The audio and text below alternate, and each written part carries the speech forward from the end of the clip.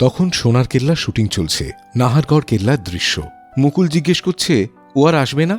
মন্দার বোস তার উত্তরে বলছে, পাগল, উঠ দেখে বলে ওই ল্যাগ ব্যাগে ঠ্যাং দিয়ে যদি পেটে এক লাথি মারে।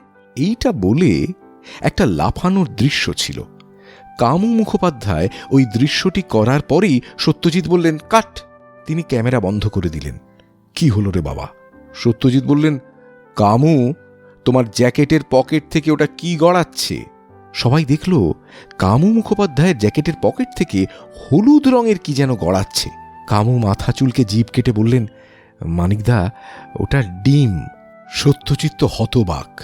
ডিম? কামু বললেন, ওই হোটেল থেকে খানচারেক কাঁচা ডিম পকেটে করে নিয়ে এসেছিলাম। রাস্তায় খিদে পেলে কোনো এক চায়ের দোকানে দিয়ে সেদ্ধ করিয়ে নিতাম। বিরক্ত ও বিস্মিত হয়ে সত্যজিৎ বললেন, তোমার যে কি কাণ্ড আমি বুঝতে পারি না। এমনই ছিলেন কামু মুখোপাধ্যায়।